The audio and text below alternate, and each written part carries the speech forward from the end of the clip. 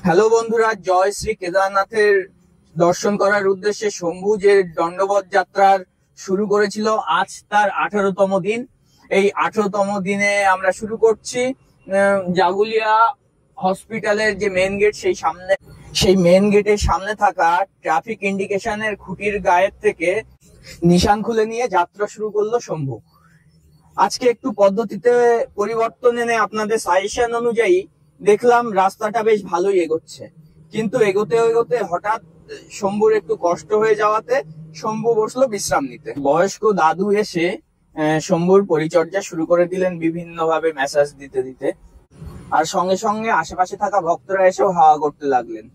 Hello বন্ধুরা, আমি 3 দিনের জন্য এসেছি, শম্ভুর সঙ্গে থাকবো। তো তার আজ দ্বিতীয় দিন। এই দ্বিতীয় দিন আমরা শুরু করেছি জাগুলিয়া হসপিটালের মেন গেটের সামনে থেকে। এরপর রেস্টের জন্য মোহনপুর এমবি ইউথ ক্লাবে বসতে দেখুন কত আতিথেয়তা। আর তারপর একটু খাওয়া দাওয়ার পরে আমরা মোটামুটি বিশ্রাম নেওয়া কমপ্লিট হলে আমরা বেরিয়ে পড়লাম আমাদের যাত্রার পরবর্তী অংশ শুরু করার জন্য। আবারও ঠিক সেই বেঁধে রাখা গাছ থেকে সম্পূর্ণ নিশান খুলে নিয়ে দুপুরের অংশটুকু কভার করবে।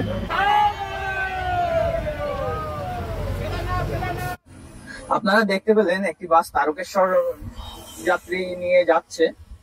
তো তাদের মধ্যেও কতটা ক্রেজ শম্ভুকে নিয়ে, সবাই কৌতূহলের সঙ্গে দেখছে কি হচ্ছে, রাস্তায় ভিড় দেখে জানার চেষ্টা করছেন। এইরকম কৌতূহলটা কিন্তু গোটা রাস্তা জুড়েই দেখা যাচ্ছে।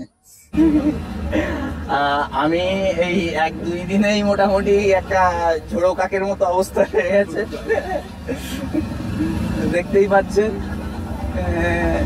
সত্যি বারবার প্রথম দিনই বলেছিলাম যে অদম্য সাহস নিয়ে যে শম্ভু এগিয়ে যাচ্ছে, ওর সেই সাহসটা যেন সেই জায়গায় ঠিকঠাক থাকে। তার জন্য অবশ্যই আপনাদের সহযোগিতা প্রয়োজন, আপনাদের সাপোর্ট প্রয়োজন। প্লিজ আপনারা সেই সাপোর্টটা সবসময় করুন, পাশে থাকুন। এটাই একমাত্র চাওয়া আপনাদের কাছে, এটাই একমাত্র দাবি। এরপরে মোহনপুরের 2 নম্বর গেটের কাছে এই যে ট্রাফিক ইন্ডিকেশন বোর্ডের পিলারের গায়ে নিশান বেঁধে আজকের 18তম দিনের যাত্রা সমাপ্তি ঘোষণা করে শম্ভু সহ আমরা চললাম হাতিকান্দা নাইস ক্লাবে আজকের রাত্রি যাপনের উদ্দেশ্যে।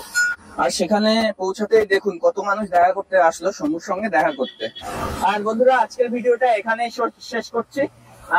আবার কালকে হাজির হব শম্ভুর পরবর্তী যাত্রার অংশ নিয়ে।